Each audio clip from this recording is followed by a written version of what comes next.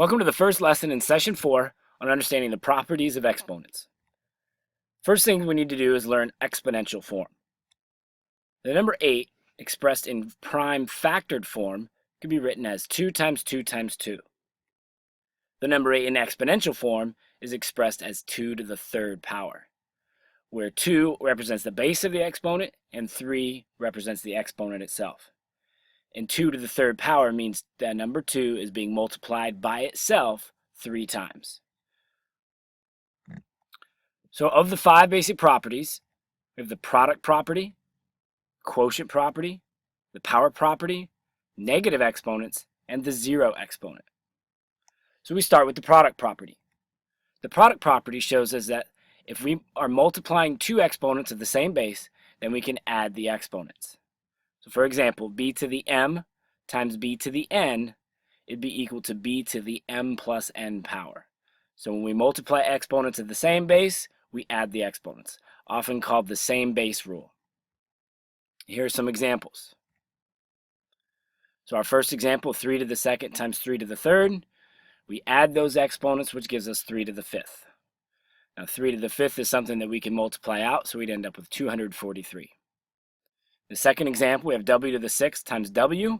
Now, even though there is no exponent expressed above the w without an exponent, it's implied that there's always a 1 power. So if there's not an exponent expressed, assume it has the first power. So that would be w to the sixth plus 1 power, which is w to the seventh. In our third example, we have x to the second, y to the fourth is being multiplied by x to the third, y to the fourth. So we need to collect the bases that are the same. So we have x to the second and x to the third. Multiplying those together gives us x to the 2 plus 3 power, and y to the fourth and y to the fourth gives us y to the 4 plus 4 power. Now adding those exponents gives us x to the fifth and y to the eighth. So there's examples of the same base rule. In the next example, we're going to learn about the quotient property. It's similar to the product property. Instead of adding exponents, we're going to subtract them when we divide. So the quotient property shows us if we are dividing 2 exponents of the same base, then we would subtract the exponents. So b to the m divided by b to the n would equal b to the m minus n. So in our examples, we have 5 to the seventh minus 5 to the fourth. So we would subtract those exponents, 5 to the 7 minus 4 power, which simplifies to 5 to the third. 5 to the third, we can simplify that further. 5 times 5 times 5 is equal to 125. In our second example, we have m to the fifth divided by m to the third. So that's m to the 5 minus 3 power, which simplifies to m squared. In our last example, we have w to the fifth being divided by w. So that's w to the fifth divided by w to the first is w to the 5 minus 1 power, which simplifies to w to the fourth power. Next, we have the power property, often called power of a power.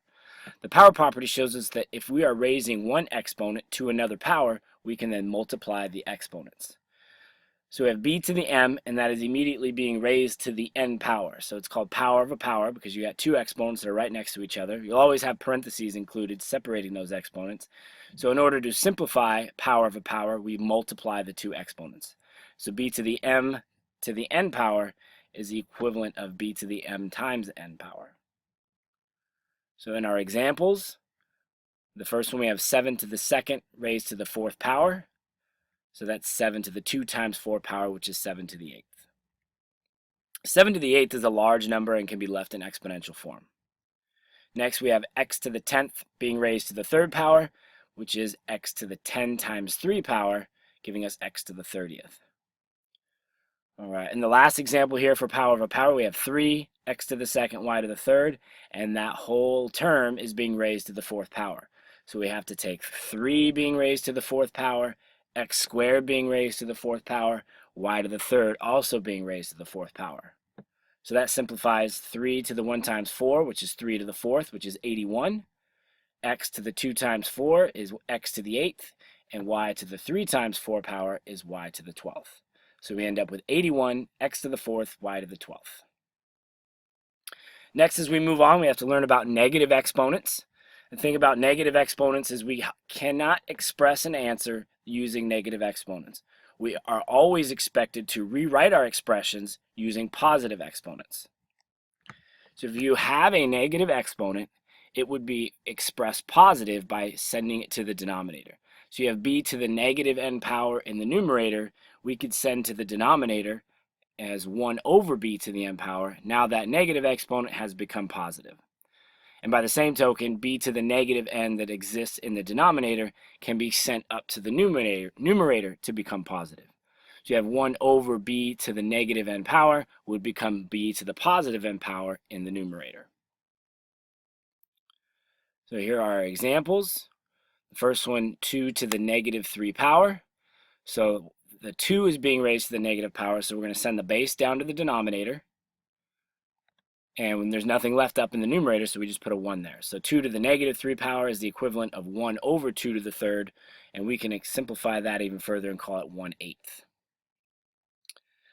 For number 2, we have 1/4 being raised to the negative 2 power. And so 1 to the negative 2 power and 4 to the negative 2 power. So we need both of the 1 to the negative 2 power is going to get sent to the denominator, where the exponent will become positive, and the denominator 4 to the negative 2 will get sent to the numerator, where it will become positive. So as you see, negative exponents do not give us negative numbers. Negative exponents produce reciprocal values, and that's important to understand. Negative exponents do not produce negative numbers. Negative exponents produce reciprocals. So here we end up with 16. In our last example for this slide, we have x to the negative 2y to the third over z to the negative fourth. So now if you look, x to the negative 2 and z to the negative 4, those are my negative exponents. They have to change locations. They cannot stay where they are. However, y to the third is fine where it is. Y has a positive exponent, so it's going to stay up there in the numerator. X has a negative exponent, so it's going to be sent to the denominator, so it can become a positive 2. And the z has a negative exponent, so it's going to get sent to the numerator, where it can become a positive 4. And we cannot simplify that expression any further, so we conclude that that's our answer. For our last property, we got to learn about the zero exponent. When working with a zero exponent always equals 1. So any number raised to the 0 power is always equal to 1. So 22 to the 0 power, it doesn't matter how big or how small, or fractions, integers, or decimals, whatever the number is, any number raised to the 0 power is always equal to 1. Next, we have 3 over m to the 0 power. So 3 is fine as it is in the numerator, but m to the 0 power in the denominator becomes 1, so that's 3 over 1, so we have an answer of 3. Last, we have x to the third y to the second over x to the third. So here we have the quotient property involved in here. We have x to the third divided by x to the third. So in the quotient property, same base rule applies, where we subtract exponents of the same base. So x to the 3 minus 3, y to the second stays as it is, which gives us x to the 0, y to the second. And since x to the 0 power is 1, it has no effect or impact on the value of my expression, so we're just left with y to the second. So that concludes our lesson 4.1. To successfully receive credit for completing this lesson, please take the quiz on haiku. Feel free to email us if you have any questions. Good luck!